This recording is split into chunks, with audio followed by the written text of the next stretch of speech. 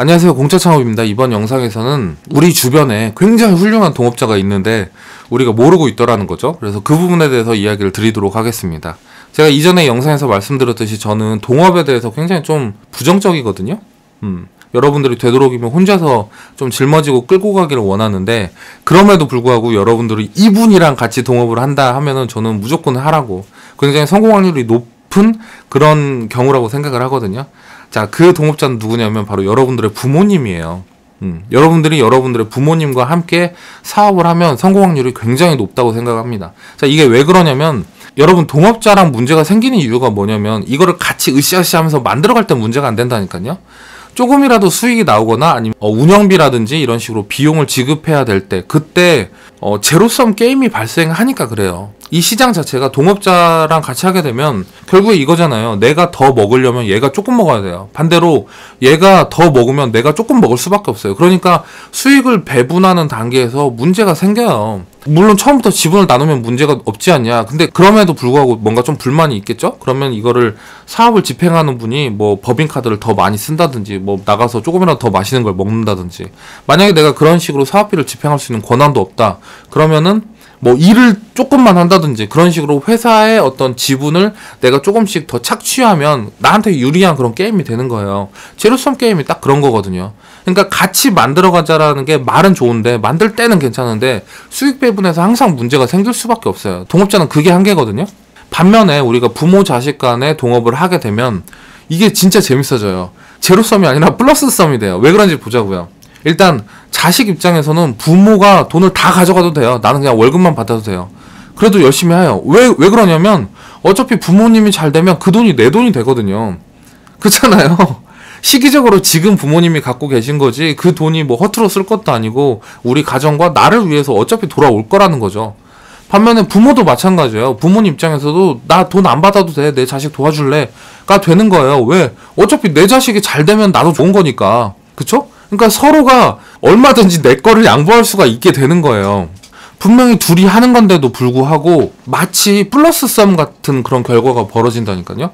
그래서 진짜 제 주변에서도 그렇고 부모랑 자식이 같이 사업을 하는 경우에 성공한 경우가 너무 많아요. 진짜 그거를 저도 몰랐었어요. 저도 몰랐는데 지금 와서 가만히 보면은 아, 그때가 나한테 기회였구나. 이런 것들이 이제 부모님이 저한테 기회를 주셨었는데 저는 그게 굉장히 고루해 보였거든요. 그리고 부모 자식 간에 사업을 하게 되면 좋은 두 번째 이유가 뭐냐면 바로 이제 그 나이 차가 참 적절해요. 그러니까 서로가 부족한 것을 정확하게 메꿔줄 수가 있어요. 왜냐면 우리 부모님들은 사실 온라인 마케팅이나 뭐 이런 거에 대해서 잘 모르잖아요. 반면에 이제 젊은 친구들은 정말 따끈따끈해요. 뭐 이 가장 뜨거운 온라인 시장에서 가장 잘 적응할 수 있는 건 아무래도 나이의 차이가 있단 말이에요. 그러면은 내가 이 젊은 나이에 무언가 좀 사업을 하고 싶어도 사실 마케팅에 있어서 여러분 제일 중요한 게 뭔지 아세요? 얼마의 물건을 사오느냐, 어떠한 제품을 사오느냐, 그거거든요. 판매보다 더 중요한 게 사입이라고 해요, 여러분. 근데 만약에 그거를 내가 믿을 수 있는데 부모님이 정말 장인정신으로 또닥또닥 잘 만들고, 또 우리 아들이 팔겠다는데 더 잘 만들 거 아니에요. 그렇게 물건을 또 잘 공급을 해주기만 하면 그러면 나는 마케팅만 하면 되잖아요. 내가 사입에 대해서 걱정 안 해도 되잖아요. 그러면 퀄이 확 높아진다니까요. 부모님은 그 제품에 대해서만 집중을 하고 나는 그거를 어떻게 팔 수 있는지에 대해서만 집중을 하면 난 더 이상 사입을 걱정하지 않고, 부모님은 마케팅을 걱정하지 않고, 그러다 보면서 서로가 서로의 부족한 거를 완벽하게 채우게 된다라는 거예요. 그래서 제 주변에서도 2000년대 초반에 그 아버님이 의자 만드는 일을 하셨더라고요. 그래서 이제 가구를 이렇게 만드는 손재주가 있으셨는데 그거를 제 지인이 이렇게 사진을 찍어갖고 온라인에 올려서 정말 몇 천만 원씩 매달 들어오는 그런 큰 사업체가 된 거예요. 그러니까 부모 입장에서는 깜짝 놀란 거죠. 2000년대 초반이면 그때 옥션이 딱 나오고 온라인으로 통해서 뭔가를 판매하고 그게 이제 시작할 때였거든요. 그러니까 그렇게 부모 자식 간에 힘 합치니까 또 그렇게 확 커진 거죠. 이제 그때는 온라인 마케팅을 그렇게 참여를 했었다면 지금은 이제 지원 사업도 사실 마찬가지예요. 그러니까 저한테 개인적으로 의뢰를 하시는 분들이 되게 많으신데 보면은 기술의 완성도는 굉장히 높아요. 근데 서류를 전혀, 저 컴퓨터를 키는 것 자체도 잘 모르시는 그런 어르신들이 되게 많아요.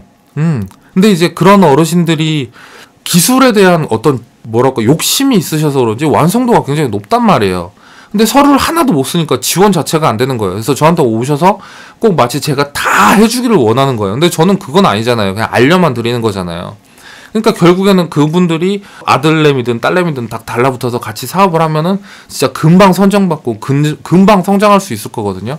그러니까 그게 좀 보니까 아쉽더라고요. 반면에 또 대학생들 같은 경우에는 서류는 또 엄청 잘 써요. 정부 지원 사업에 필요한 그런 서류는 잘 쓰는데 막상 이렇게 서류를 읽어보면 내용이 별게 없어요. 뭐 제품이 있는 것도 아니고 뭐 어떤 매출액이 있는 것도 아니고 아무것도 없다는 거예요. 그러니까 그런 두 가지가 부모 자식 간이면 완벽하게 이제 협동이 이루어지게 되겠죠. 마지막으로 이제 제 이야기를 하고 끝내도록 할게요. 저희 어머님이 지금은 안 하시는데 예전에 시골에서 김밥집을 하셨어요. 근데 되게 힘들어 하셨는데 제가 안 도와드렸거든요. 좀 창피했어요, 그게. 내가 김밥집 하는데 그거 도와드리는 게. 그때는 제가 이렇게 정부 지원 사업을 하고 있었던 것도 아니고 저도 여러 가지 뭐 다른 뭐 준비들을 하고 있었던 단계인데 지금 생각해보면 그때 제가 그거를 시작했으면 돼요. 그때 저희 어머님이 김밥집을 시골에서 했거든요. 그럼 시골에서 김밥을 누가 먹냐 할 수도 있겠는데 매년 이제 농번기라고 하죠. 봄이든 가을에든 이렇게 뭐 벼를 심거나 아니면 추수를 하거나 이럴 때 많은 사람들이 갑자기 거기에 딱 들어가서 일을 해야 되는 거예요. 그러면은 그 일을 시키는 사람들이 새참이라고 하죠. 그 새참을 준비해야 하거든요. 근데 보통 빵이랑 우유를 준비를 하는데 그거보다는 김밥이 되게 좋았던 거예요. 그래서 매년 봄이랑 가을에는 김밥이 한 몇백 줄씩 그냥 하루에 매일 나갔거든요. 그러니까 그거를 제가 충분히 사업화를 하고 지원 사업도 받을 수 있었을 거예요. 이런 식으로 서류를 썼으면 됐겠죠. 농촌에서 봄과 가을에 많은 양의 그런 새참을 수요를 하는데 그게 김밥이 참 최적화가 돼 있다. 그런데 농촌이라는 특성상 그거를 공급할 수 있는 음식점도 없고 그리고 편의점도 없기 때문에 우리가 농촌에 특화된 그런 케이터링 서비스를 할 거다. 그렇지만 말은 케이터링이지만 뭐 가서 뭐 이렇게 가든 파티 같이 하는 게 아니라 우리가 그냥 오뎅이랑 그리고 김밥만 잘 요리를 해가지고 이 지역에 있는 논에서 김밥을 먹을 수 있는 그 서비스는 우리가 독점적으로 공급을 하겠다라고 하면 제가 지난번에 말씀드렸죠. 만약에 내가 김밥을 가게에서만 팔면 이건 자영업인데 이거를 장소의 한정을 벗어나서 케이터링 서비스를 진행을 하겠다라고 하면은 이거는 장사가 아니라 사업이 되는 거거든요. 충분히 제가 그런 어머님의 도움을 받고 그 사업의 단계로 넘어갈 수가 있었는데 이제 그때는 제가 지원 사업에 대해서도 몰랐고 뭐 저도 좀 그런 김밥을 판다라는 게 좀 창피하고 그래서 그 기회를 놓쳤었던 것 같아요. 지금 생각을 해보면. 왜냐면 제가 지금 이번에 사업을 망한 것도 결국엔 서류는 잘 쓰는데 내가 코딩을 못하니까 망한 거잖아요. 만약에 저희 부모님이 코딩을 한다 그러면 저희 부모님 얼마나 잘 만들어 주셨겠어요. 그쵸? 그래서 결국에 제가 말씀드리고 싶은 건 그거예요. 파랑새는 내 손에 있으니까 이게 안 보이는 거예요. 저도 그랬죠. 부모님이 김밥을 판다라는 게 그냥 부끄러웠을 뿐인데 그게 파랑새였다는 걸 떠나가고 나니까 안 거잖아요. 여러분들도 한번 되돌아보라는 거예요. 여러분들의 부모님이 여러분들에게 가장 강력한 동업자가 될 수가 있을 거예요. 여러분 아시겠죠? 일단 긍정적으로 한번 생각을 해보자고요. 자, 그럼 오늘 방송은 여기서 마치도록 하겠습니다. 감사합니다.